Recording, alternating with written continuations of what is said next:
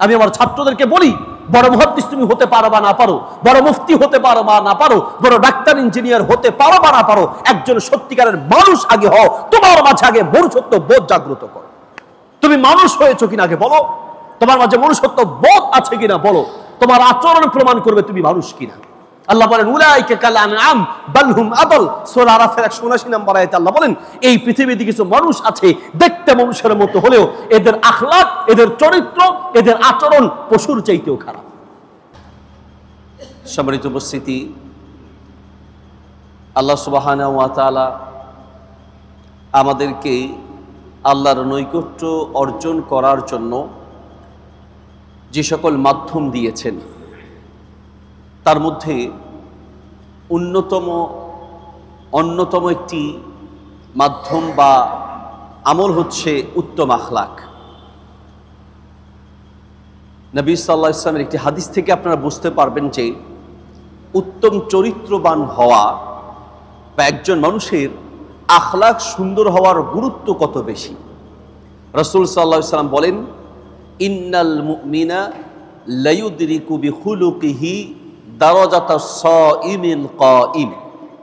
একজন ইমানদার ব্যক্তি সারা রাত ধরে তাহাজ্জুদ পড়লে যে পরিমাণ সওয়াব পায়, সারা দিন ধরে রোজা রাখলে যে পরিমাণ সওয়াব পাওয়া যায়, একজন ইমানদার ব্যক্তি তার উত্তম চরিত্রের মাধ্যমে সারা রাতের তাহাজ্জুদের সমান সওয়াব, সারা দিনের রোজা রাখার মতো সওয়াব তার আমলনামায় দেয়া হয়। বুখারীতে হাদিসটি আছে, হাদিসটি মিশকাতে আছে, হাদিসটি সুনানে তিরমিজিতে আছে, হাদিসটি বাইহাকিতে আছে, হাদিসটি মুসনাদে আহমদে আছে। অসংখ্য হাদিসের কিতাবে এই হাদিসটি বর্ণিত আছে। নবী সাল্লাল্লাহু আলাইহি ওয়াসাল্লামের খুব গুরুত্বপূর্ণ একটি এলান বা একটি ঘোষণা। আমি কথাটা আবার বলছি, খুব মনোযোগ সহকারে শোনার চেষ্টা করবেন ইনশাআল্লাহ।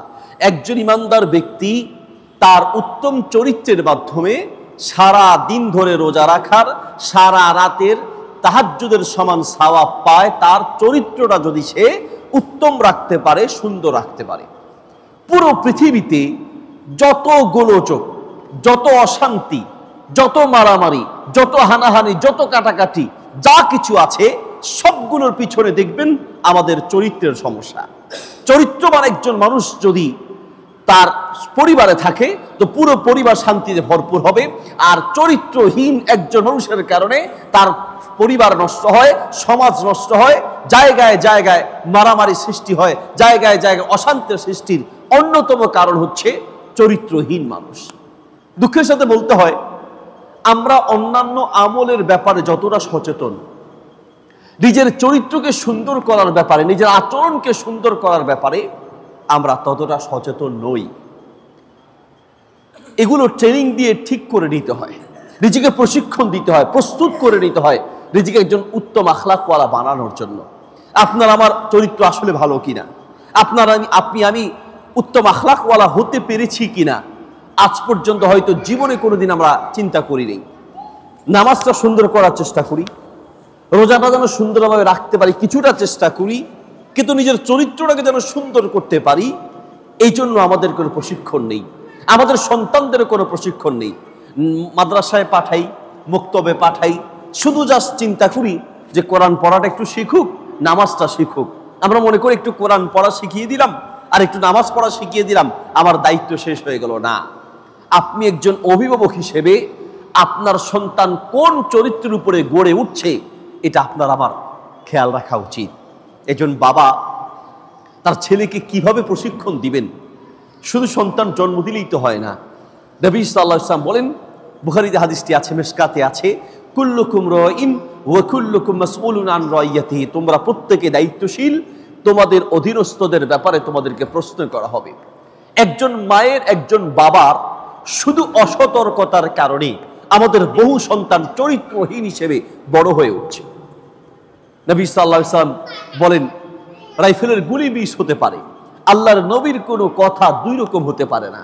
তিনি বলেন, কুল্লু মাউলুদি ইউলাদু আলাল ফিতরা। প্রত্যেকটা সন্তান ফিতরাতের উপরে, ইসলামের উপরে উত্তম চরিত্র নিয়ে পৃথিবীতে আসে।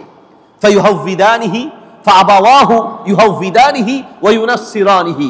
তার মা বাপ তাকে খারাপ বানায়।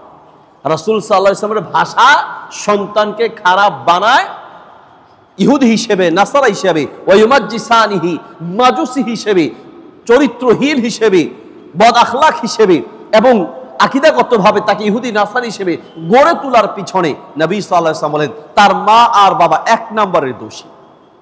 কিভাবে দোষী? বাবা মার কি দোষ? বলবেন হুজুর আমি তো বলি না আমার ছেলে খারাপ পথে যাক। আপনি বলেন নাই, কিন্তু আপনি রাস্তা দেখিয়ে দিয়েছেন। আচ্ছা বলেন, আমাদের ছেলেটার, আমাদের যে বাচ্চারা আছে, একটা বাচ্চার হাতে একটা মোবাইল দেন, দেওয়ার পরে বলেন যে মোবাইলটা তুমি চালাও। ঘন্টার পর ঘন্টা সে মোবাইল চালাবে, একটু বিরক্ত হবে না। সন্ধ্যায় যদি দেন, ফজর পর্যন্ত লাগাতার সে মোবাইল চালাবে, সামান্যতম বিরক্তির ভাব তার চেহারায় আসবে না। কিন্তু একটা কোরআন মাজিদ তার হাতে দিয়ে বলেন যে আধা ঘন্টা কোরআন পড়ো, 10 মিনিট পরেই তার চেহারা চেঞ্জ হয়ে যায়, তার মাঝে বিরক্তির ভাব চলে আসে। 10 রাকাত নামাজ পড়তে বলেন, তার মাঝে বিরক্তির ভাব চলে আসে। কারণ আমরা তাকে সেইভাবে প্রশিক্ষণ দিয়ে বড় করেছি। রাগ করেছে, মন খারাপ, তাকে একটা মোবাইল দিয়ে আমরা খুশি করার চেষ্টা করি। কিন্তু এটাকে আমরা ভিন্নভাবেও চেষ্টা করতে পারতাম। ছোটবেলা থেকে আমরা তাকে উদ্বুদ্ধ করতে পারতাম যে বাবা তুমি নানা বাড়িতে যাবে, ঠিক আছে একটা কাজ করো, 2 রাকাত নামাজ পড়ো, 10 রাকাত নামাজ পড়ো, 2 পৃষ্ঠা কোরআন পড়ো, নানা বাড়িতে যেতে চাইলে নিয়ে যাব। কিছু খেতে চাচ্ছ, ঠিক আছে 10 রাকাত নামাজ পড়ো, 1 পারা কোরআন তেলাওয়াত করো। তাহলে আমি ছোটবেলা থেকে আমরা বাচ্চাদেরকে এইভাবে প্রশিক্ষণ দিতে পারতাম। একজন বাবা দেখলেন যে ছেলে প্রচন্ড রাগী, প্রচন্ড মেজাজ, কোন চরিত্রবান লোক, উত্তম আখলাকওয়ালা লোক কন্ট্রোল হারা রাগী হতে পারে না। আর যার ভিতরে অতিরিক্ত রাগ আছে, রাগ সবার ভিতরে আছে, মানুষ বলতে রাগ থাকবে, কিন্তু যে ব্যক্তি রাগকে কন্ট্রোল করতে জানে না, এই ব্যক্তি কখনো উত্তম আখলাকওয়ালা লোক হতে পারে না। আপনি প্রচন্ড রাগী মানে আপনার দ্বারা আপনার স্ত্রী জুলুমে আছে, আপনার দ্বারা আপনার সন্তান জুলুমের শিকার, আপনার দ্বারা আপনার ড্রাইভার জুলুমের শিকার, আপনার কারণে আপনার অধীনস্থ লোকগুলো মাজলুম হয়ে আছে যদি আপনি অতিরিক্ত রাগী হন। আমরা তো রাগ বেশি থাকাকে পাণ্ডিত্য মনে করি এবং রাগ বেশি থাকাকে আমরা অনেকে গর্বের কারণ মনে করি। আমার যে রাগ, আমার রাগ দেখোস নাই ভাই, আমাকে দেখলে আমার ছেলে ঘরে যাওয়ার পর আমার ছেলে মনে করে যে বাপ আসে নাই, বাঘ আসছে, ঘরে সবাই শুয়ের মতো সোজা হয়ে থাকে, আমার রাগ উঠলে আমি কিচ্ছু দেখি না। এটাকে আমরা অনেকে গর্বের সাথে বলি যে আমি প্রচন্ড রাগী। আল্লাহ মাফ করুন, প্রচন্ড রাগ কখনোই কোনো উত্তম আখলাকওয়ালা মানুষের গুণ হতে পারে না। রাগকে কন্ট্রোল করা শিখতে হবে। বাবা দেখলেন ছেলে প্রচন্ড রাগী, তো ছেলেকে বুঝাবেন কি দিয়ে? বললেন বাবা শোনো, তোমার সাথে আমি একটা কম্প্রোমাইজ করি, একটা বিষয় তোমার সাথে আমি একটু কথা বলি। কি? তুমি যে প্রচন্ড রাগ করো, এই রাগটা দমানোর জন্য আমি তোমাকে কিছু পন্থা বলবো। কি করতে হবে বাবা বলেন? বলছে প্রতিদিন তোমার যতবার রাগ উঠবে ততবার গাছে গিয়ে একটা করে পেরেক মারবে। একবার রাগ উঠবে একটা পেরেক মারবা, আবার রাগ উঠবে আবার পেরেক মারবা। তো ছেলে বললো এটা কোনো কথা হলো? বলো হ্যাঁ বাবা, এই কাজটা অন্তত আমার এই অনুরোধটা রাখো। ছেলে একবার রাগ করে গাছে গিয়ে একটা পেরেক মারে, আবার রাগ উঠে আবার পেরেক মারে। দেখা যায় প্রথম দিন সে প্রায় 30টার মতো পেরেক মেরেছে, তার মানে একদিনে তার 30 বার রাগ উঠেছে। পরের দিন, কারণ পেরেক মারারও তো একটা কষ্ট আছে, সে চিন্তা করলো যে পেরেক মারতেও তো একটু কষ্ট লাগে, রাগটা একটু কমায় ফেলি। পরের দিন সে ওই পেরেক মারার ভয়ে নিজের রাগটাকে কন্ট্রোল করলো। পরের দিন দেখা যায় যে সে 20 বার, তারপরের দিন আর একটু রাগ কন্ট্রোল করলো 12-13 বার, আরেকদিন 7-8 বার। এইভাবে যেতে যেতে কয়েকদিন যাওয়ার পরে গাছ পরীক্ষা করে বাবা দেখলো যে কোনো পেরেক মারা হয়নি। ছেলেকে জিজ্ঞেস করছে বাবা আজকে যে কোনো পেরেক মারলা না? বলে বাবা আমি চিন্তা করলাম যে পেরেক মারা যে কঠিন, কষ্ট লাগে, তার চেয়ে নিজের রাগটাকে কন্ট্রোল করলেই তো হয়ে যায়, এই জন্য আমি আজকে কোনো রাগ করিনি এবং ইনশাল্লাহ আমার সামনে আমি রাগ করতে হবে না, পেরেকও মারতে হবে না। বাবা এবার ছেলেকে বললেন একটা কাজ করো, পেরেকগুলো যে মেরেছো এই পেরেকগুলো এবার উঠাও। ছেলে বলছে বাবা আল্লাহর রাস্তে মাপ চাই, পেরেক উঠানোর মতো, প্যারাগ উঠানোর মতো এই কঠিন কাজ আমি করতে পারবো না। বলছে অন্তত একটা পেরেক উঠাও। পরে হাতুড়ি নিয়ে এসে এরপরে পেরেক উঠানোর যে যন্ত্র সেটা নিয়ে এসে একটা পেরেক উঠালেন। পেরেক উঠানোর পরে ছেলেকে বাবা বলছে বাবা দেখো, তুমি ইচ্ছে করলে মানুষের দ্বারা সম্ভব, আল্লাহ কোনো বিধান এমন করে চাপিয়ে দেন না যেটা সম্ভব নয়। মানুষ রাগ কন্ট্রোল করতে পারবে, মানুষের দ্বারা সম্ভব যদি ইচ্ছা করে, চেষ্টা করে, আর আল্লাহ যদি তৌফিক দেন অবশ্যই পারবে।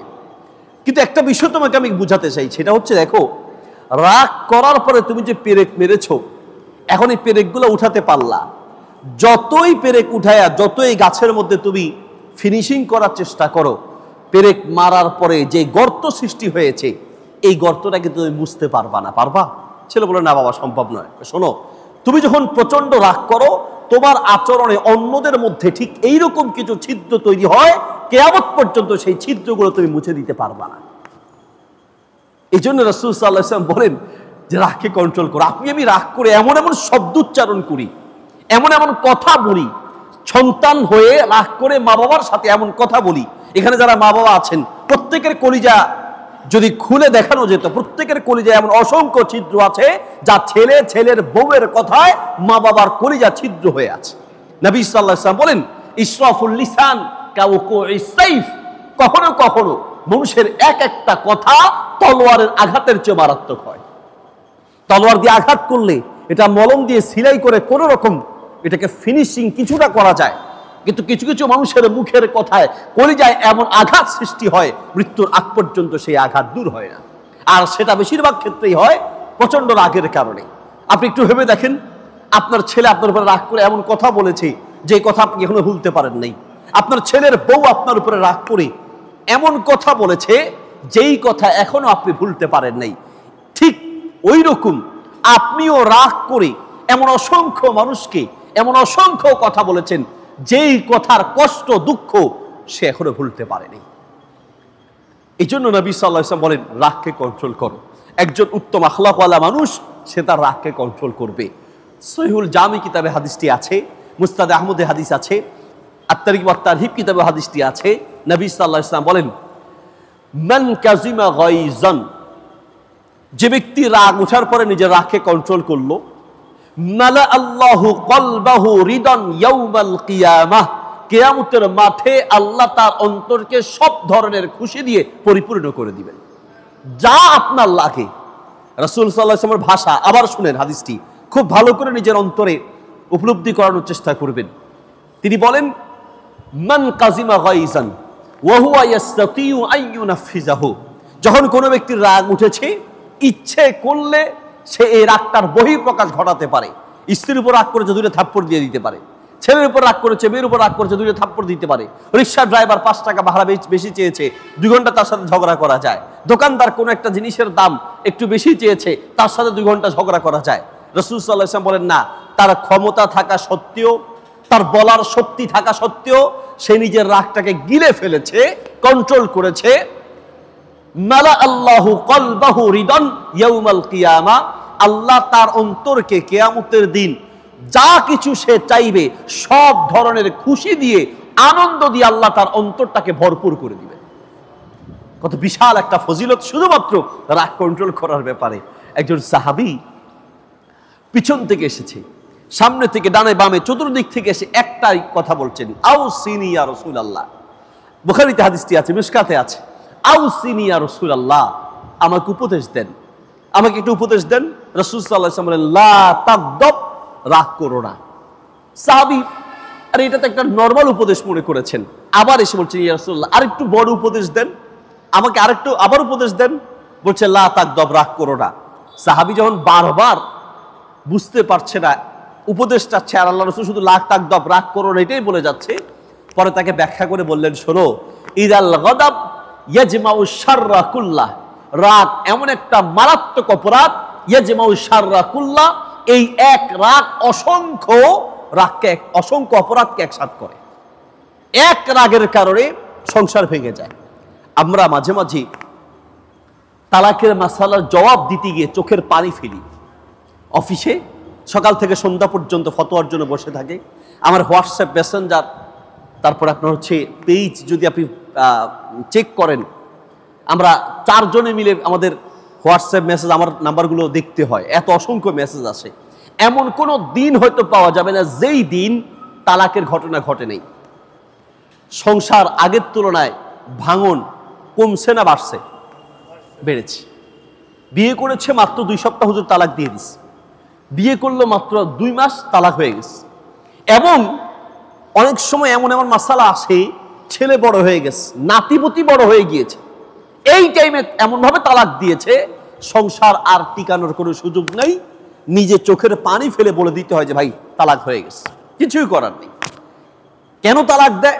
অধিকাংশ ক্ষেত্রে খোঁজ নিয়ে দেখবেন একবারে তুচ্ছ থেকে তুচ্ছ, ছোট থেকে ছোট বিষয় নিয়ে তালাক, একদম সিম্পল। আর এই স্বামী স্ত্রী মাঝে ঝগড়া সৃষ্টি করার জন্য, ভাইয়ে ভাইয়ের সম্পর্ক নষ্ট করার জন্য ইবলিস এক ধরনের শয়তান নিয়োজিত আছে, যাদের কাজই হলো আপনাকে রাগ উঠাই দিবে, আপনি ভাইয়ে ভাইয়ে মারামারি শুরু করবেন, স্বামী স্ত্রী মারামারি শুরু করবেন। যত ঝগড়া হয় সবগুলোর পিছনে খোঁজ নিয়ে দেখেন একবার তুচ্ছ বিষয়। এই জন্য রাসূল সাল্লাল্লাহু আলাইহি ওয়াসাল্লাম বলেন, সহিহুল জামি কিতাবে হাদিসটি আছে, আনা যাইমুন বিবাইতিন ফি রাবাদিল জান্নাহ লিমান তারাকাল মিরাআ ওয়া ইন কানা মুহিক্কান। যে ব্যক্তি রাগ ওঠার পরে ঝগড়া করতে পারে, কিন্তু ঝগড়া না করে যে ব্যক্তি নিজেকে ঝগড়া থেকে বাঁচিয়ে রাখবে, রাসূল সাল্লাল্লাহু আলাইহি ওয়াসাল্লাম বলেন ওই ব্যক্তির জন্য জান্নাতের একটি পাশে ঘর নির্মাণ হবে। এই দায়িত্ব আমি আল্লাহর নবী নিজ হাতে নিলাম। আল্লাহু আকবার। রাসূল সাল্লাল্লাহু আলাইহি ওয়াসাল্লাম নিজ দায়িত্বে আপনার জন্য জান্নাতে ঘর নির্মাণের দায়িত্ব গ্রহণ করেছেন রাসূল সাল্লাল্লাহু আলাইহি ওয়াসাল্লাম। এর চেয়ে বড় কথা কি হতে পারে? কি করতে হবে? নিজেকে ঝগড়া থেকে বাঁচাতে হবে। কেমনে ঝগড়া থেকে বাঁচাবে দেখায় দিন। নিজে ঝগড়া করে করে নিজে ছেলে মেয়ের উপদেশ দিয়ে যায়, আমার ভাইয়ের সাথে খবরদার, আমি মরে গেলেও যেন আমার জানাজায় হাজির না হয়, ঠিক না? মানে ঝগড়া করাটা আমাদের একটা ট্রেন্ড হয়েছে, আমাদের একটা স্বভাবে পরিণত হয়েছে। কিছু কিছু মানুষ তো প্রতিদিন এক দুইবার ঝগড়া না করলে তার পেটের ভাত হজম হয় না, মানে তার শিষ্টাচার স্বভাবটা এমন তৈরি করেছে। আপনি যদি ঝগড়াতে হন, আপনার স্ত্রী যদি ঝগড়াতে হয়, তা আপনার সন্তানটাও ঝগড়াতে হবে, কারণ সে দেখবে যে কিছু হলে এইভাবে ঝগড়া করতে হয়। আর আপনি যদি ক্ষমাশীল হন, আপনার সন্তান ইনশাল্লাহ সেই আদর্শে আদর্শবান হবে। সন্তানকে আদর্শবান বানাতে হলে আপনাকে একটু আদর্শবান হতে হবে, আপনাকে একটু কৌশলী হতে হবে। অনেক সময় এমন হয় যে সন্তানকে সামনে রেখে স্বামী স্ত্রী দুইজন মিলে ঝগড়া করছেন। বেয়াদবি মাফ করবেন, আমার কাছে এক ছাত্র নিয়ে আসলো, এক বাবা এসে বলছে, হুজুর এই ছেলেটার বিচার করেন, ওরে আমি মেরে কেটে টুকরো টুকরো করে ফেলবো। কেন? বলছে হুজুর সে যে কথা বলেছে এই কথা আমি মুখ দিয়ে বলতে পারবো না। বললাম কি বলেছে বলেন? যে ছেলে বাবার উপরে রাগ করে বলেছে যে তোমার মা যদি জীবিত থাকতো তোমার মারে বিয়ে করে তোমার একটা শিক্ষা দিতাম। বড় অশ্লীল কথা। আমি ছেলেকে জিজ্ঞেস করলাম, এত বড় এই অন্যায়মূলক কথা, এরকম অশ্লীল কথা বলা যায়? তোমার মুখ দিয়ে আসলো কি করে? বলছে হুজুর আমি এমনিতে বলি নেই, আমার বাবা আমার সামনে আমার মাকে যে পরিমাণ গালাগালি করে আর যে পরিমাণ মারামারি করে, আমি সহ্য করতে না পেরে আমার বাবাকে বলেছি তোমার মা জীবিত থাকলে তোমার মাকে বিয়ে করে তোমার সামনে তোমার মাকে পিটায়া তোমাকে শিক্ষা দিতাম। ছেলের সামনে মাকে মারলে ছেলের কলিজায় কি পরিমাণ আঘাত লাগে। আমি একজন সন্তান, আমার সামনে আমার মাকে যে মারো, আমার সামনে আমার মাকে যে অপমান করো, আমার কলিজায় কি পরিমাণ আঘাত লাগে, এটা তোমার মাকে বিয়ে করে তোমাকে শিক্ষা দিতাম। আমি না পারতে বলেছি, যদিও আমার বলাটা অন্যায় হয়েছে। তা আমি বলতে যাচ্ছি আমরা তো ঠিক এই কাজটাই করছি।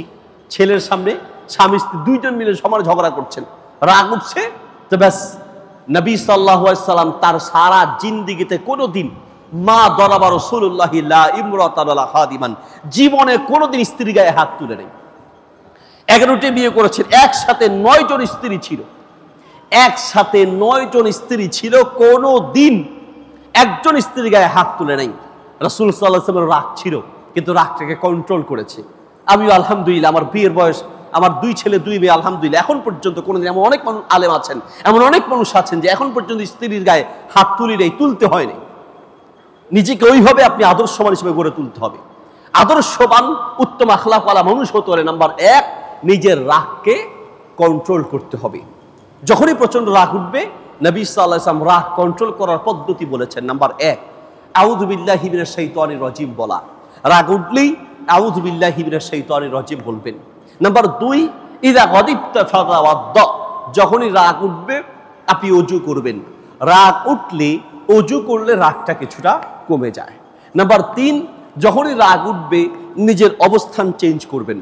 দাঁড়ানো থাকলে বসে যাবেন, বসা থাকলে দাঁড়িয়ে যাবেন, অথবা একটু সরে যাবেন। এই অবস্থান চেঞ্জ করলে রাগ কিছুটা কমে যাবে। তাহলে রাগ কন্ট্রোল করার 3টা পদ্ধতি রাসূল সাল্লাল্লাহু আলাইহি ওয়াসাল্লাম বলেছেন। সারা দিন না খেয়ে থাকা সহজ, সারা দিন রোজা রাখা সহজ, সারা রাত তাহাজ্জুদ পড়া সহজ, কিন্তু রাগ উঠলে নিজের রাগকে কন্ট্রোল করা এত সহজ নয় যদি আপনি নিজেকে প্রশিক্ষণ দিয়ে তৈরি না করেন। আমাদের ছেলেমেয়েগুলো ইদানিং প্রচন্ড রাগী, আর আমরা বাবারা হাসতে হাসতে বলি আমার ছেলেটার আল্লাহ যে রাগ দিছে, আমার মেয়েটা প্রচন্ড রাগী। আমরা খুব হাসতেছি, নিজের কাছে খুব আনন্দ লাগে, আমার ছেলেটা খুব রাগী, গর্ব করে বলি না। আপনার ছেলে যে প্রচন্ড রাগী হচ্ছে, আপনার চিন্তা করা উচিত, আল্লাহর কাছে দোয়া করা উচিত আপনার ছেলেটা রাগ যেন কবে। প্রচন্ড রাগী সন্তানরা কি করে তার ইতিহাস খোঁজ দিয়ে দেখেন। কয়েক বছর আগের কথা, ঐশী নামক একটা মেয়ে প্রচন্ড রাগের মাথায়, বাপ ছিল পুলিশ অফিসার, বাবার কোমর থেকে গুলি নিয়ে এসে বাবা মাকে একসাথে গুলি করে মেরেছে, পত্রিকা এসেছে, আপনারা হয়তো অনেকেই জানেন। সেই সন্তান আপনার সন্তানও হতে পারে। প্রতিদিন দেখেন না অনলাইনে, ইন্টারনেটে এবং আপনার পত্রপত্রিকার খবরগুলো, ছেলে বাবাকে হত্যা করছে, ছেলে মাকে হত্যা করছে, মোবাইল ডাইনে হত্যা করেছে, মোবাইল ডাইনে মেরে ফেলেছে, নামাজরত অবস্থায়, গত রমাদানের কথা, বাবাকে গিয়ে মেরে ফেলেছে, নামাজ পড়া অবস্থায় পিছন দিয়ে আপনার কোপ দিয়ে বাবাকে মেরে ফেলেছে। কেন? অন্যতম একটা প্রচন্ড রাগী হওয়ার পিছনে অন্যতম একটা কারণ হলো মোবাইলে গেমস খেলা। আপনি অধিকাংশ গেমস আমাদের বাচ্চাদের ব্রেইনকে উত্তেজিত করে তোলে। গেমস মানে কি? মার ধরেই তো, ঠিক না? পাবজি, ফ্রি ফায়ার যাই আছে ইত্যাদি, এই গেমসগুলোর মূল কি? মূল একটাই, সেটা হচ্ছে ব্রেইনকে উত্তেজিত করে। সে যখন গেমস খেলে তো তখন আশেপাশে কে আছে না নাই, সে কি দুনিয়ায় না আসমানে নাকি মাটির নিচে, তার খোঁজ খবর থাকে না, এবং প্রতিটা সেকেন্ডে তার ব্রেইনে আঘাত করছে যে মারতে হবে, কোনো কথা নেই, মারো। তার এই মারার একটা উত্তেজনা তার ব্রেইনে সৃষ্টি হচ্ছে। এরপরে যারা অধিকাংশ মোবাইলে আসক্ত বা গেমসে আসক্ত, আপনি খোঁজ নিয়ে দেখবেন এদের সবচেয়ে বড় যেই খারাপ আচরণ তার মাঝে সৃষ্টি হয়, সেটা হচ্ছে অধৈর্য হয়ে যায়, উত্তেজিত হয়ে যায়। কিচ্ছু হলে এটা ভেঙে ফেলে, ওটা ভেঙে ফেলে, একে মারে তাকে মারে। তার মানে তার ব্রেইনকেই নষ্ট করে দেওয়া হচ্ছে। এটা একটা সুকৌশলে আপনি দেখবেন যারা প্রচন্ড গেমসে আসক্ত তারা ধৈর্য সহকারে নামাজ পড়তে পারবে না, ধৈর্য সহকারে তেলাওয়াত করতে পারবে না। আপনি দেখেন, আমার কথা বিশ্বাস না হলে আজকে বাড়িতে গিয়ে আপনার ছেলেকে দেখেন, কোরআন হাতে দিয়ে বলেন যে আধা ঘন্টা কোরআন পড়ো, সে পড়তে রাজি হবে না। এবং যে কোনো কারণে রাগ উঠলেই তার হাত ছুটে যাবে, এটা মেরে ভেঙে ফেলবে, ওটা ভেঙে ফেলবে। ভাইরা আমার, বাচ্চাদেরকে সুসন্তান হিসেবে এবং উত্তম আখলাকওয়ালা হিসেবে গড়ে তোলার ক্ষেত্রে আমাদের প্রশিক্ষণের দরকার। নিজেরা রাগকে কন্ট্রোল করব, সন্তানদেরকে কন্ট্রোল করার চেষ্টা করব, কিছু কৌশল অবলম্বন করবেন। ছেলে আর বাবা একসাথে যাচ্ছে, তো বাবাকে বলছে বাবা একটু মজাক করব। কি মজাক? বলছে ওই যে একটা লোক কৃষক মাঠে সে ভাত খাচ্ছে, খাওয়ার সময় জুতোগুলোকে এক পাশে রেখে তারপরে খেতে বসেছে। ছেলে বলছে বাবা আমি জুতাগুলোকে লুকায় ফেলবো, তাহলে কি হবে? লোকটা ভাত খেয়ে এসে যখন জুতা না পাবে, খুঁজবে জুতা, তখন আমার একটু আনন্দ লাগবে, জুতা খুঁজতে থাকবে, পরে আমি গিয়ে জুতা তাকে দিব। তার মানে জুতা লুকিয়ে ফেলে ছেলে আনন্দ করতে চায়। বাবা বলল আচ্ছা বাবা তোমার তো আনন্দের দরকার তাই না? বলছে হ্যাঁ। তাহলে আমি আনন্দটা ভিন্নভাবে তোমাকে শিখাই। কিভাবে? বলছে জুতা না লুকিয়ে তুমি 500 টাকার একটা নোট নাও, নিয়ে জুতার নিচে রেখে দাও, এরপরে আমরা একটু দূর থেকে দেখি, এটা তো একটা আনন্দ আছে। বলে আচ্ছা ঠিক আছে। চুপে চুপে গিয়ে জুতার নিচে 500 টাকার একটা নোট রেখে বাবা আর ছেলে একটু দূর থেকে তাকিয়ে আছে। দেখলো লোকটা খাবার খেয়ে জুতা যখন পড়তে যাবে, জুতা পায়ে দিয়ে একটু সরাতে 500 টাকার নোট পেয়ে, গরিব মানুষ 500 টাকা পেয়ে 1 লাফ, কি আওয়াজ করে চিল্লানি হই হুল্লোড় শুরু করেছে এবং একটা আনন্দ পেয়েছে। পাশাপাশি সে আল্লাহর কাছে 2 হাত ধরে দোয়া করছে, আল্লাহ তুমি আমাকে 500 টাকা জুতার নিচে ব্যবস্থা করে দিলে, আল্লাহর কাছে দোয়া করছে এবং খুব হাসছে। ছেলেটাকে বললো বাবা কেমন লেগেছে? বাবা খুব মজা পেয়েছি। দেখো জুতা লুকিয়েও মজা করা যায়, আবার জুতার নিচে টাকা দিয়েও মজা করা যায়, নেগেটিভ ভাবেও মজা নেওয়া যায়, পজিটিভ ভাবেও মজা নেওয়া যায়। আমরা আমাদের সন্তানদেরকে 2 হাতে আমরা নষ্ট করছি। আপনি ছেলেটাকে সময় না দিয়ে তাকে টাকা দেওয়ার চিন্তা বেশি করছেন। ওয়াল্লাহি বলছি, আমি একজন বাপ, আমি বুঝি এই পৃথিবীর প্রত্যেকটা বাপ একটা সন্তানকে মানুষ করতে গিয়ে কি পরিমাণ নিজের ত্যাগ স্বীকার করে। আমি একজন বাপ, আমিও বুঝি পৃথিবীর প্রত্যেকটা বাপ নিজের জীবনের চেয়ে নিজের সন্তানকে বেশি ভালোবাসে। পৃথিবীর প্রত্যেকটা মা নিজের জীবনকে বাঁচিয়ে রাখে নিজের সন্তানকে মানুষ করার জন্য। আমাদের এই 1.5 বিঘা পেটের জন্য কয় টাকা লাগে? এই 1.5 বিঘা পেটের জন্য আমাদের কয় টাকা লাগে? বাবাদের কয় টাকা লাগে? আপনি আপনার জীবন শেষ করছেন, নিজের দেশ রেখে বিদেশে পাড়ি জমাচ্ছেন। সোনাইমুড়ি এলাকা তো আমি জানি অধিকাংশ প্রবাসী এখানে। নিজের দেশ ছেড়ে আপনি বিদেশে যাচ্ছেন কেন? নিজের এই পেটের জন্য? খোঁজ নিয়ে দেখেন, আপনি এই কথা অবশ্যই নিশ্চিত বলবেন যে আমি আমার ছেলের ভবিষ্যতের জন্য, আমি আমার মেয়ের ভবিষ্যতের জন্য। প্রত্যেকটা বাপ নিজের ছেলে আর মেয়েকে মানুষ বানানোর জন্য, তাদের সুখের জন্য নিজের জীবনটাকে আমরা বাজি রাখছি। এবার বলেন, যেই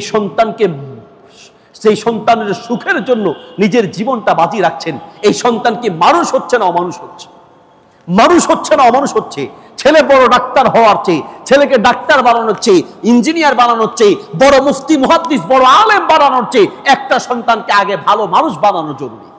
আমি আমার ছাত্রদেরকে বলি, বড় মুহাদ্দিস তুমি হতে পারো বা না পারো, বড় মুফতি হতে পারো বা না পারো, বড় ডাক্তার ইঞ্জিনিয়ার হতে পারো বা না পারো, একজন সত্যিকারের মানুষ আগে হও। তোমার মাঝে আগে মনুষ্যত্ব বোধ জাগ্রত করো। তুমি মানুষ হয়েছো কিনা আগে বলো, তোমার মাঝে মনুষ্যত্ব বোধ আছে কিনা বলো, তোমার আচরণ প্রমাণ করবে তুমি মানুষ কিনা। আল্লাহ বলেন উলাইকা কাল আনআম বাল হুম আদল। সূরা আরাফের 179 নম্বর আয়াতে আল্লাহ বলেন, এই পৃথিবীতে কিছু মানুষ আছে দেখতে মানুষের মতো হলেও এদের আখলাক, এদের চরিত্র, এদের আচরণ পশুর চাইতেও খারাপ। কিছু মানুষের আচরণ পশুর চাইতেও খারাপ। আপনার ছেলেটা মানুষ না পশু? আপনি আপনাকে প্রশ্ন করেন। আপনার সন্তানটা মানুষ হিসেবে তৈরি হচ্ছে কিনা আপনি আপনাকে একটু প্রশ্ন করেন। হ্যাঁ, আবার আমরা কিছু মা বাবা আছি একদিনেই ছেলেকে আল্লাহর ওলি বানিয়ে দিতে চাই। মাদ্রাসায় দিয়ে এসে মাদ্রাসার হুজুরকে, মক্তবের হুজুরকে বলে, হুজুর বড় আশা করে আপনার কাছে দিয়েছিলাম।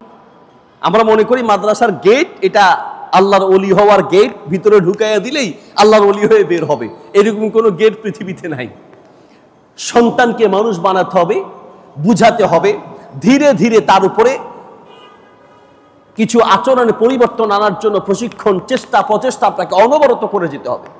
একদিন বলেছেন হয় নাই, বলছি ওরে কতদিন হয় নাই, শুরু করলেন মায়ের। না, মায়ের দিয়ে, বকাঝকা দিয়ে, এগুলো দিয়ে হবে না। বকাঝকা লাগবে, রাগারাগি মাঝে মাঝে লাগবে, কিন্তু সবসময় রাগারাগি দিয়ে হবে না, বরং আপনাকে কৌশল করতে হবে। মাঝে মাঝে একই কথা বহুবার বলতে হবে। এক দোকান থেকে এক বাবা প্রতিদিন তিনি ডিম নিয়ে যায়, 15টা ডিম, প্রতিদিন 15টা নেয়। তো দোকানদার জিজ্ঞেস করে, আপনাদের ঘরের লোক কয়জন? বলছে আমাদের ঘরের লোক হচ্ছে 3 জন। 3 জনে মিলে প্রতিদিন 15টা ডিম খান?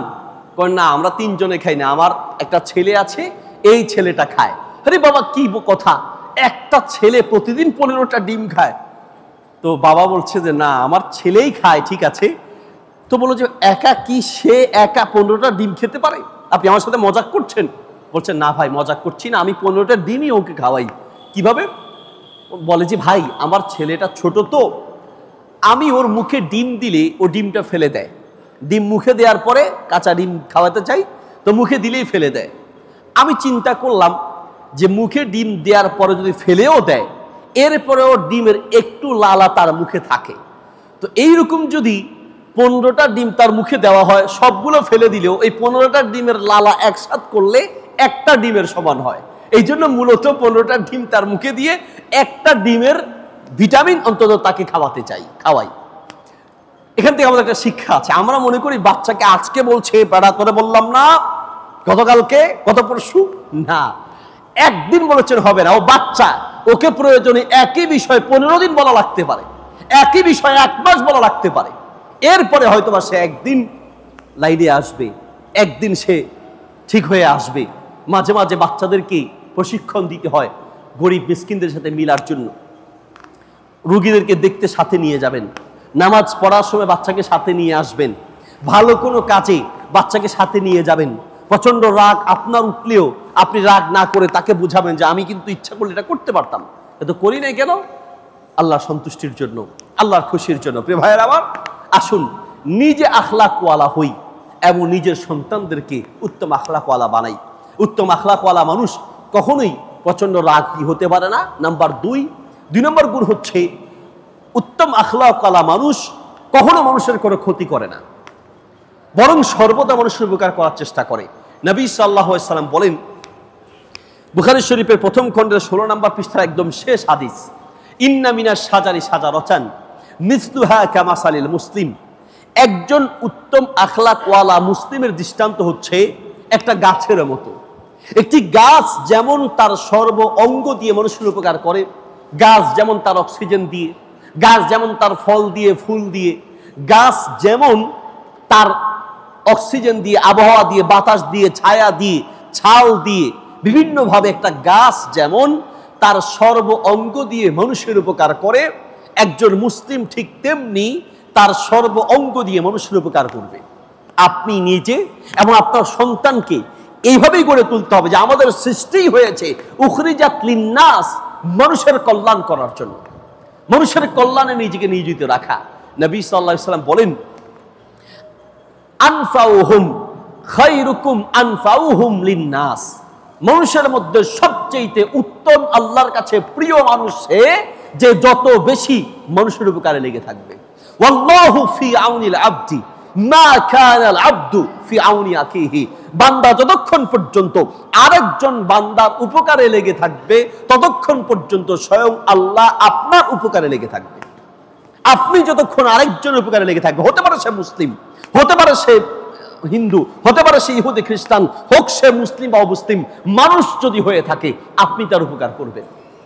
আমি আত-তারগিব ওয়াত-তারহিব কিতাবের একটা হাদিস পড়ে বড় অবাক হয়েছি। নবী সাল্লাল্লাহু আলাইহি ওয়াসাল্লাম বলেন, দাখালা রাজুলুল জান্নাতা ফি গুসনি শাজারাতিন। একটা লোক জান্নাতের মেহমান হয়েছে শুধুমাত্র কেবলমাত্র একটা গাছের ডালের কারণে। গাছের ডালের কারণে মানুষ জান্নাতে যায়। আমার অবাক লাগলো। পরে হাদিসটির ব্যাখ্যা এবং পরের অংশ দেখে বুঝতে পারলাম সুবহানাল্লাহ। গাছের ডাল পড়ে রাস্তা আটকে গেছে, মানুষ হাঁটাচলা করতে পারছে না, মানুষের রাস্তা বন্ধ হয়ে আছে।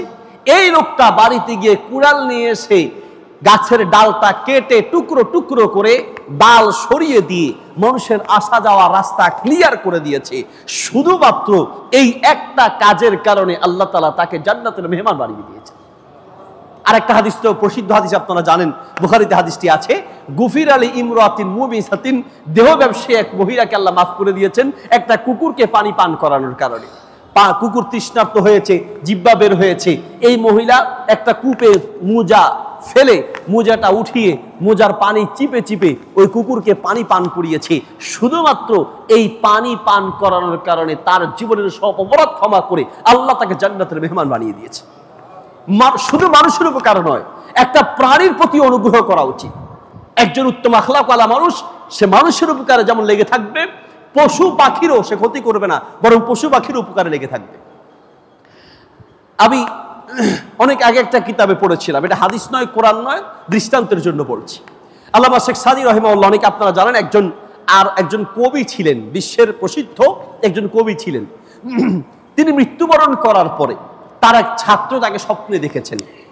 স্বপ্ন কখনো কখনো মিনাল্লাহ, আল্লাহর পক্ষ থেকে, মিনাশ শয়তান, শয়তানের থেকে, আবার কখনো কখনো মিন হাদিসিন নাফস, অন্তরের চিন্তা থেকে আসে।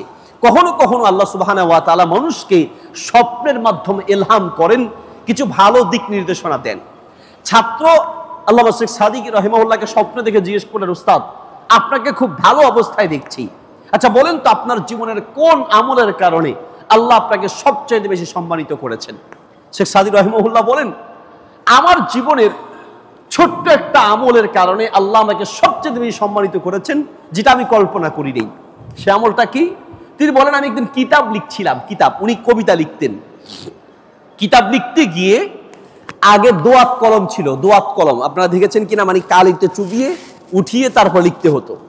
তো দোয়াত কলমের মধ্যে উনি কলমটা চুবালেন, কালিটা সহজ, যখন কলমটা উঠালেন, একটা মাছি তৃষ্ণার্ত হয়ে সেই কলমের মাথায় এসে বসলো। তিনি দেখলেন যে মাছিরা খুব তৃষ্ণার্ত, এই জন্য কলমটা এইভাবে ধরে রাখলেন। যতক্ষণ খেয়েছে ততক্ষণ ধরে রাখলেন যেন তার তৃষ্ণা দূর হয়। এরপরে কলমটা সরিয়ে ফেললেন, যখন খাওয়া শেষ তারপরে সরালেন। যতক্ষণ খেয়েছে ততক্ষণ ধরে রাখলেন। শেখ সাদী রাহিমাহুল্লাহ বলেন, আমাকে আল্লাহ আমার জীবনের সবচেয়ে বেশি সম্মানিত করেছেন এই আমলটার কারণে যে আমি একটি প্রাণী, একটি মাছির তৃষ্ণা আমি দূর করেছি। কখন কোন আমলের কারণে আল্লাহ কাকে নাজাত দেয় বলা যায় না।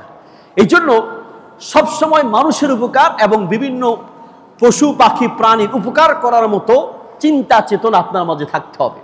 আপনার সন্তানকে আপনি সেইভাবে তৈরি করবেন।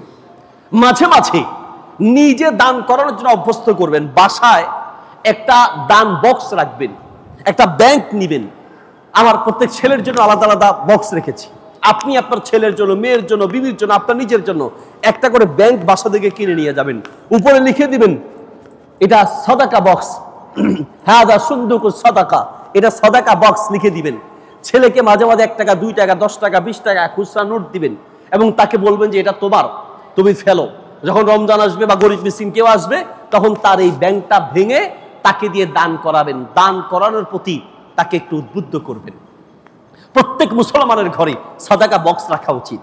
একটা ব্যাংক, একটা বক্স বানায় রাখেন। এরপরে ছেলেকে দান করানো শিখান, শিখাতে হয়। নিজে দান করুন, আপনার দেখা দেখি আপনার সন্তান ইনশাআল্লাহ তাআলা দানশীল হিসেবে তৈরি হবে। একজন উত্তম আখলাকওয়ালা মানুষ, সে সবসময় মানুষের উপকার করার চেষ্টা করে। নবী সাল্লাল্লাহু আলাইহি ওয়াসাল্লাম বলেন, আত-তারগীব ওয়াত তারহীব কিতাবে আছে, কিয়ামতের মাঠে আল্লাহ সুবহানাহু ওয়া তাআলা এক বান্দাকে কাছে ডাকবেন। ডেকে তাকে জিজ্ঞেস করলেন, আচ্ছা বলো, মাযা আমিলতা ফিয়া, আমি যে তোমাকে এত নিয়ামত দিয়েছি নাজাত পাওয়ার জন্য তুমি স্পেশাল এমন কোন আমল করেছো বলো। সে লোকটা বললেন, ইয়া আল্লাহ, তেমন কিছু করি নেই, বড় কোনো আমল করতে পারি না, তবে একটা আমল করেছি। কি সে আমলটা হচ্ছে, আল্লাহ আমার কিছু টাকা পয়সা ছিল, আমি টাকা পয়সাগুলোকে আমার কাছে রেখে দিয়েছি। যখনই কোনো মানুষ বিপদে পড়ে টাকা ধার নেয়ার জন্য আসতো, আমি তাকে টাকা ধার দিয়ে উপকার করতাম। মানুষকে আমি টাকা ধার দিতাম, সুদ দিতাম না, আমি টাকা ধার দিতাম। বললেন রাসূল সাল্লাল্লাহু আলাইহি ওয়াসাল্লাম বলেন, আল্লাহ তাআলা তাকে কাছে রেখে বলবেন, শোনো, তুমি যে আমার সন্তুষ্টি অর্জনের জন্য মানুষকে টাকা ধার দিতে, এই আমলের কারণে তোমার সব অপরাধ মাফ করে আমি আল্লাহ তোমাকে নিজ দায়িত্বে জান্নাতের মেহমান বানায় দিলাম। মানুষের কষ্টে এগিয়ে আসা। যদিও এই কথার পাশে আরেকটি কথা বলতে হয়, তা হচ্ছে টাকা ধার দেওয়ার এই আমলটা সমাজ থেকে উঠে যাচ্ছে আমাদের দেশের কিছু মানুষ নামের অমানুষের কারণে। কিছু মানুষ টাকা ধার নেয়ার পরে আর মানুষ থাকে না। কিছু মানুষ টাকা ধার নেয়ার পরে অমানুষে পরিণত হয়। ওমর রাদিয়াল্লাহু আনহু যেতেন এক রাস্তায়, শয়তান যেত আরেক রাস্তায়। টাকা ধার দেওয়ার পরে আপনি যাবেন এক রাস্তায়, যাকে ধার দিয়েছেন সে যাবে আরেক রাস্তায়। ঠিক না? কত সম্পর্ক নষ্ট হয়েছে। টাকা ধার দিয়েছেন, আগে দেখা হতো, এখন আর দেখাই হয় না। বাকি দিয়েছেন, আগে দোকানে আসতো, এখন আর দোকানে আসে না। এই সমস্ত কারণে আপনার বিবেক থাকা উচিত। আপনি টাকা ধার নেওয়ার পরে আপনার বিবেক, মনুষ্যত্ব বোধ থাকা উচিত। এই জন্যই তো বলি, ডানে বামে তাকায় দেখেন, মানুষ খুঁজে পাবেন না। প্রকৃত মানুষের বড় অভাব আজ সমাজে প্রকৃত মানুষের বড় অভাব। কতজনের কাছে যে টাকা ধার দেওয়ার পরে সম্পর্ক নষ্ট হয়ে গেছে, এখন আর কাছেও আসে না। আল্লাহ মাফ করুন। এই বদ অভ্যাস থেকে আমাদের বেঁচে থাকা উচিত। নবী সাল্লাল্লাহু, আপনি আরেকজনের টাকা ধার নিয়ে ঘুমান কি করে? কিছু মানুষ এমন আছে টাকা অভাব নেই, তারপরেও ধার নিবে এবং ছোটখাটো কাজের জন্য ধার চাইবে, 2 দিন পর পর টাকা ধার চাইবে। এমন এক বিপদ। আমার এক ওস্তাদ ছিলেন, আলহামদুলিল্লাহ, ওয়াজ মাহফিল করতেন, টিভি চ্যানেলে প্রোগ্রাম করতেন, আমাদের মতো ভালো ইনকাম ছিল। এলাকার সবাই জানতেন যে হুজুরের কাছে খুব টাকা আছে। তো হুজুর তো টাকা ধার নিতে আসতে মানুষকে টাকা ধার দিতেন। কিন্তু টাকা ধার দিতে এমন হয়েছে যে টাকা যাদেরকে ধার দিয়েছেন এদের সাথে সম্পর্ক শেষ। এখন সিদ্ধান্ত নিলেন আর টাকা ধার দেওয়া যাবে না। তো কি করা যায়? এখন যদি বলে যে টাকা ধার দিব না, তাহলে মানুষ রাগ করবে, এলাকার মানুষ। আর নাই বললেও বিশ্বাস করবে না, কারণ বাহ্যিক দেখা যায় হুজুরের ইনকাম আছে। একদিন হুজুরকে এসে বলতেছে যে আমার কিছু টাকা দরকার। এখন যে টাকা ধার নিতে এসেছে, ধার চাচ্ছে, সে মূলত একজন প্রতারক। হুজুর জানেন যে এই টাকা দেওয়ার পরে আর ওরা খুঁজে পাওয়া যাবে না। তো হুজুর তাকে বললেন, শোনো, দিকে আসো, টাকা যে তুমি ধার চাচ্ছ টাকা তো আছে, কিন্তু টাকা তো প্যাচে প্যাচে আটকে আছে। কেমনে যে তোমারে বলি, টাকা প্যাচে প্যাচে আটকে আছে। যে টাকা ধার নিতে চাইতে এসেছে সে মনে করছে হুজুরের টাকা মনে কোথাও ঝামেলায় আটকে আছে, দিতে পারতেছে না, সে চলে গেছে। পরে আমাকে বলতেছে যে টাকা পেঁচে পেঁচে আটকে থাকার মানে বুঝো? বললাম না, টাকা পেঁচে পেঁচে আটকে থাকার মানে মনে হয় টাকা কোথাও কোনো ঝামেলায় আছে। কয় না, টাকা পেঁচে পেঁচে আটকে থাকার মানে লুঙ্গি খুলে লুঙ্গির প্যাচ থেকে বের করে আমাকে দেখাতে যায় লুঙ্গির পেঁচে পেঁচে টাকা আটকে আছে। টাকা কোথায় আছে? লুঙ্গির প্যাচে প্যাচে আটকে আছে। তার মানে টাকা ধার না দেওয়ার জন্য কৌশল অবলম্বন করছে। টাকা নাই বললে মিথ্যা হবে, আবার দিব না বললে সম্পর্ক নষ্ট হবে। এই জন্য বলছে টাকা কোথায় আছে? প্যাচে প্যাচে আটকে আছে। প্যাচে প্যাচে মানে ওনার উদ্দেশ্য হচ্ছে লুঙ্গির প্যাচে প্যাচে আটকে আছে। ওই যে টাকা ধার দিলে সম্পর্ক নষ্ট হয়। প্রিয় ভাইয়ের আমার, টাকা যারা ধার নেন বিবেক খাটান। কিছু কিছু মানুষের এই বদ অভ্যাসের কারণে টাকা ধার দেওয়া বন্ধ হয়ে গেছে। আর যারা আমাদের তৌফিক আছে, বুঝে শুনে দেখে শুনে কিছু মানুষকে টাকা ধার দেওয়া উচিত। যদি বিপদগ্রস্ত হয় তাহলে আল্লাহ তাআলা সাহায্য পাওয়া যাবে। 3 নাম্বার উত্তম আখলাকওয়ালা মানুষের গুণ হচ্ছে কখনোই কোনো মানুষের ক্ষতি করবে না। যতই হোক আপনার উপরে চাপ সৃষ্টি করেছে, আপনার উপরে জুলুম করেছে, না আপনি ক্ষমা করে দিবেন। নবী সাল্লাল্লাহু আলাইহি ওয়াসাল্লাম বলেছেন, সালাসুম মান কুন্না ফীহি হাসাবাহুল্লাহু হিসাবান ইয়াসীরা ওয়া আদখালাহুল্লাহুল জান্নাহ। 3টি গুণ যার মধ্যে থাকবে আল্লাহ সুবহানাহু ওয়া তাআলা ওই ব্যক্তির হিসাব সহজ করে নেবেন এবং আল্লাহ নিজ দায়িত্বে তাকে জান্নাতের মেহমান বানিয়ে দিবেন। কয়টা গুণ? 3টা। ভালো করে বুঝবেন।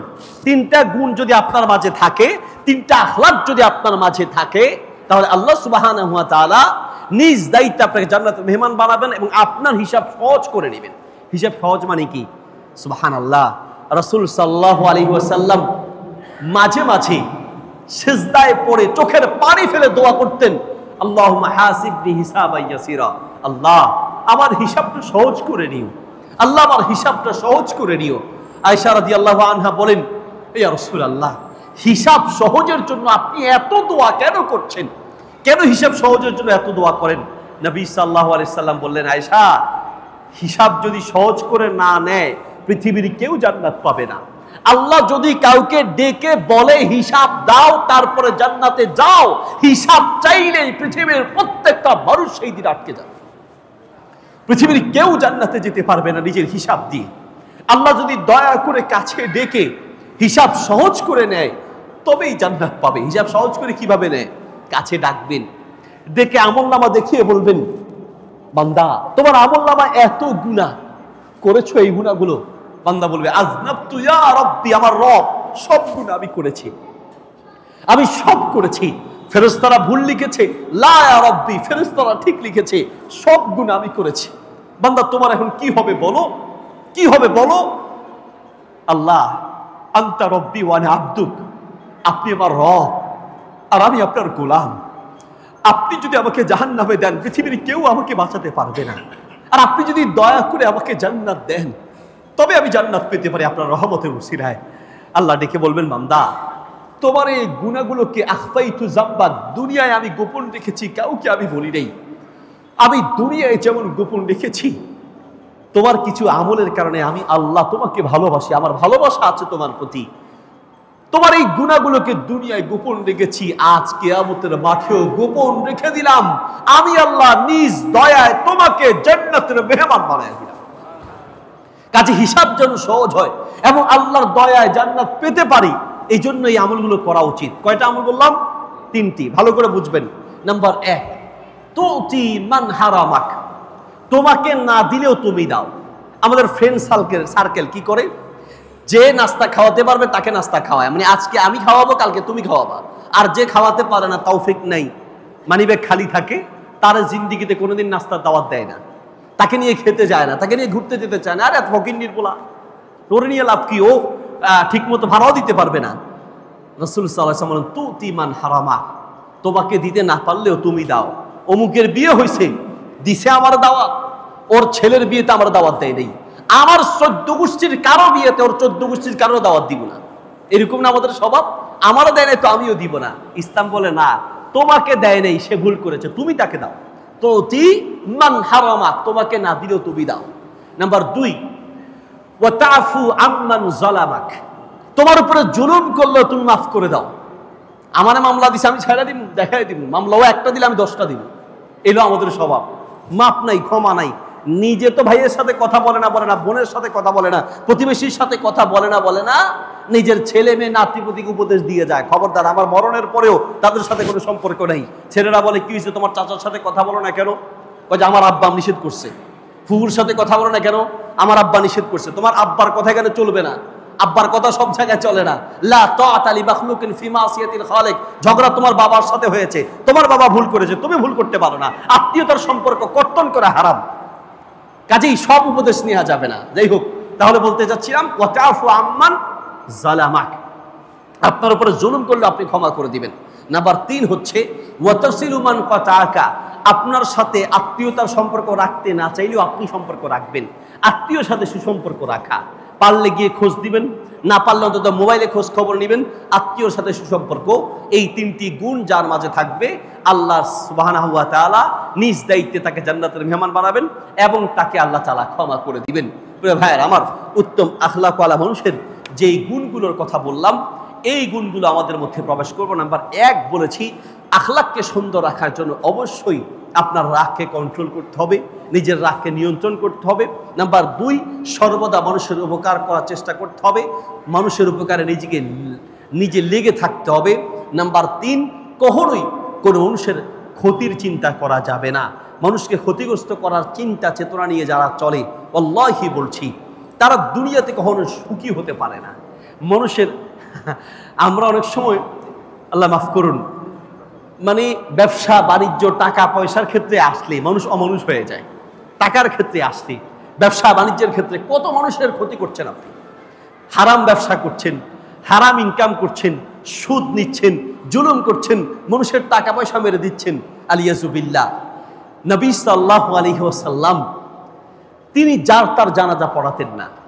আমরা তো যার তার জানাজা পড়াই, 25 পর্যন্ত আলোচনা করব। যার তার জানাজা পড়াই, কোন জানাজার খাট সামনে আসলে বক্তব্য দিবে ইমাম সাহেব, আলেম বক্তব্য দিবে। আমাদের তো অমুক সভাপতি, তমুক সভাপতি, অমুক সেক্রেটারি, তমুক সেক্রেটারি, জানাজার টাইম হলো 2টায়, বক্তব্য দিয়ে দিতে বাজে 2:30, মানুষ এদিকে মনে মনে গালাগালি করে। বক্তব্য দিবে ইমাম সাহেব, কি বক্তব্য দিবে? কথা বলবে যিনি দায়িত্বশীল, তার প্রথম কাজ হচ্ছে, নবী সাল্লাল্লাহু আলাইহি ওয়াসাল্লাম কোনো জানাজার খাট সামনে আসলে প্রথম তিনি বক্তব্য দিতেন কি? আলাইহি দাইনুন, কেউ কি পাওনাদার আছো? যদি বলতো নাম আলাইহি দাইনুন, অমুকে অমুকে তার কাছে টাকা পাবে, নবী সাল্লাল্লাহু আলাইহি ওয়াসাল্লাম বলতেন সাল্লু আলা আখিকুম লা উসাল্লি, আমি এই ব্যক্তির জানাজা পড়াতে পারি না, তোমরা পড়াও, আমি পড়াবো না। যা মানুষের টাকা যে মেরে দিয়ে চলে যাবে, মানুষ টাকা পাবে, সম্পদ পাবে, ওটা ওই সম্পদের ওই অর্থের পরিশোধ বা ওটা পরিশোধের ব্যবস্থা হওয়ার আগ পর্যন্ত নবী সাল্লাল্লাহু আলাইহি ওয়াসাল্লাম জানাজা পড়াতেন না। আমি তো বলি, আমাদের ইমাম আর খতিব সাহেবরা যদি দায়িত্বশীল হতেন, আমাদের মসজিদগুলোর কমিটির দায়িত্বশীলগণ যদি দায়িত্ববান হতেন, ইমাম আর খতিব সাহেবরা যদি দায়িত্ববান হতেন, পুরো বাংলাদেশ একদিনে পাল্টে যেত। ইমাম সাহেব আর খতিব সাহেবরা, মসজিদের কমিটির লোকেরা, মুসল্লিরা যদি সিদ্ধান্ত নেয় যে এই বিয়ে বাড়িতে বিয়ের অনুষ্ঠানের নামের নাচ গান চলবে, গায়ে হলুদের অনুষ্ঠানের নামের নোংরামি চলবে, আমাদের ইমাম তার বিয়ে পড়াতে যাবে না, আমাদের মুয়াজ্জিন খতিব সাহেব যাবে না, আমরা মসজিদের কমিটি আর মুসল্লিরা সেই বিয়েতে যাব না, আমি তো বলতে পারি সারা বাংলাদেশ একদিনে পাল্টে যাবে। আমরা আমাদের ইমাম আর খতিব সাহেবের তো সিদ্ধান্ত নেয় কোন বেনামাজির জানাজা আমরা পড়াবো না, কোন সুদখোর, কোন ঘুষখোর, কোন হারামখোরের জানাজা পড়াবো না, কোন হারামখোরের বাড়িতে দাওয়াত খেতে যাব না। মসজিদের কমিটি আর ইমাম সাহেবরা যদি দায়িত্ব নেয়, একদিনে সারা বাংলাদেশ পাল্টে যাবে, একদিনে পাল্টে যাবে, শুধু সিদ্ধান্ত নেন। কিন্তু না, হুজুর ওয়াজ সিস্টেম করে বাইলে বাইলে চালাবেন, এমন ভাবে ওয়াজ করবেন হুজুর যেন কারো গায়ে না লাগে। আমাদের হুজুর মাশাআল্লাহ খুব ভালো, 10 বছর ধরে উনি ইমাম খতিব, মাশাআল্লাহ কারো বিরুদ্ধে কোনো কথা নাই, কেউ হুজুরের বিরুদ্ধে নাই। কেন? হুজুর সিস্টেমে বাইলে বাইলে ওয়াজ করে। ঢাকা শহরে আমি জুমা পড়াতে গিয়েছিলাম এরকম মেহমান হিসেবে, তো আমাকে সভাপতি হিসেবে এসে বলছে, হুজুর আপনি তো জুমা পড়াবেন, আপনার সাথে 1 মিনিট কথা আছে। আমি বললাম হ্যাঁ বলেন। হুজুর আমি রিটায়ার্ড পারসন, অস্ত্র জমা দিয়েছি, ট্রেনিং জমা দেই নেই, অস্ত্র জমা দিয়েছি, ট্রেনিং জমা দেই নেই। আমি বললাম ভাই কি বলবেন একটু সংক্ষেপে বলুন। আমি ভাবছি যে আমার উল্টো পিন দিবে, কারণ বিভিন্ন জায়গায় আমরা ওয়াজ করতে গেলে উল্টো আগে আমাদেরকে ওয়াজ করে, আমরা ওয়াজ করবো দূরে থেকে, উল্টো আগে আমাদেরকে ওয়াজ করে। তাই বললাম কি বলতে চান একটু ক্লিয়ার করে বলেন। হুজুর এখানে অনেক প্রশাসনিক লোক থাকে ঢাকা শহরের, সবাই ওয়াজ করতে ভয় পায়, আপনি হুজুর মনে যা চায় বলবেন, আপনি নিশ্চিন্তে বলতে পারেন, কোনো টেনশন নাই, যদি কোনো আঘাত আসে আমরা বুকে নিব, আপনার টেনশন নেই। আমি তাকে বুকে জড়িয়ে ধরে বললাম, আপনার মতো সভাপতি, সেক্রেটারি, কেশিয়ার যদি বাংলাদেশের প্রত্যেকটা মসজিদের কমিটিতে থাকতো, সারা বাংলাদেশ একদিনে পাল্টে দিত। আলহামদুলিল্লাহ আপনাদের দায়িত্বশীল যে স্যার আমাকে দাওয়াত দিয়েছেন, উনি বললেন হুজুর আপনার মনে যা চায় আপনি বলেন, ইনশাআল্লাহ কোনো টেনশন নেই। এইভাবে যদি মসজিদগুলোকে আমরা গড়ে তুলতে পারতাম, একদিনে বাংলাদেশ চেঞ্জ হয়ে যাবে। ভাইয়ের আমার, হারাম নিয়ে জান্নাতে যাওয়া যাবে না। আমার মনে আছে আমি মাহফিলের উদ্দেশ্যে গিয়েছিলাম, আর 10 বছর আগের কথা বলছি, মাহফিলের উদ্দেশ্যে আমি আপনার হচ্ছে মালদ্বীপ গিয়েছিলাম। প্রথমে শ্রীলঙ্কা প্রোগ্রাম করলাম, শ্রীলঙ্কা থেকে মালদ্বীপ থেকে আসার পথে একজনে আমার ব্যাগের মধ্যে একটা পানির বোতল দিয়েছে মহব্বত করে। তো আমি যখন বোতলটা নিয়ে যাচ্ছি, ওই যে ব্যাগ চেক করে না, তো ব্যাগ যখন চেক করার জন্য আপনার বেল্টে দিলাম, হঠাৎ করে মেশিন কোঁ কোঁ করা শুরু করছে। মেশিনের কোঁ কোঁ শুনে আমার কলিজাতে পানি নেই, মনে মনে লা ইলাহা ইল্লা আনতা সুবহানাকা ইন্নী কুনতু মিনাজ জালিমিন। কারণ কোন বিপদে পড়লাম, কে আবার ব্যাগে কি ঢুকিয়ে দিল। পরে ব্যাগ চেক টেক করে এক বোতল পানির বোতল পেয়েছে, বললো হুজুর পানির বোতল নিয়ে, বাহিরে কোনো পানির বোতল নিয়ে আপনার প্লেনে ওঠা যাবে না, এই জন্য আসলে মেশিনে বাধা দিয়েছে, এবার আপনি হুজুর যেতে পারেন। সামান্য নিষিদ্ধ ছোট্ট একটা পানির মানে একটা নর্মাল পানি, সেটা নিয়ে যাওয়া তাদের নিষেধ, এটা মেশিনে ধরে ফেলেছে, এটা নিয়ে ভিতরে যেতে দেয় নেই। সামান্য ছোট্ট নিষিদ্ধ কোনো জিনিস নিয়ে যদি প্লেনে যাওয়া না যায়, এয়ারপোর্টের ভিতরে ঢুকা না যায়, ধরা পড়ে যান। কিয়ামতের মাঠে মানুষের জায়গা, টাকা পয়সা হারাম খেয়ে, হারাম নিয়ে, শিরিক কুফরি বিদাত করে জান্নাতে যাবেন, এত সোজা নয়। মানুষের চোখকে ফাঁকি দেওয়া যাবে, আল্লাহর চোখকে ফাঁকি দেওয়া যাবে না। আবু যর রাদিয়াল্লাহু আনহুকে রাসূল সাল্লাল্লাহু আলাইহি ওয়াসাল্লাম বলেন, আখলিসিল আমাল ফাইন্নান নাকিদা বাসির। শোনো আবু যর, আমল এমন ভাবে করো, মনে রেখো যিনি আমল পরীক্ষা করবেন তিনি সূক্ষ্মদর্শী আল্লাহ। দুনিয়ার মানুষকে ফাঁকি দেওয়া যাবে, মামলা হামলা দিয়ে আরেকজনের জায়গা মেরে দেওয়া যাবে, বাকি টাকা নিয়ে মেরে খেয়ে যাওয়া যাবে, অন্যের টাকা মেরে দেওয়া যাবে, কিন্তু মনে রেখো দুনিয়ার মানুষের চোখকে ফাঁকি দেওয়া যাবে, আল্লাহর চোখকে ফাঁকি দেওয়া যাবে না। আসুন নিজেকে উত্তম আখলাকওয়ালা মুসলিম হিসেবে গড়ে তুলি এবং মানুষের উপকার করার চেষ্টা করি, মানুষের হক প্রাপ্য ফিরিয়ে দেওয়ার চেষ্টা করি। আল্লাহ সুবহানাহু ওয়া তাআলা তৌফিক দান করুন। জাযাকুমুল্লাহ খায়র।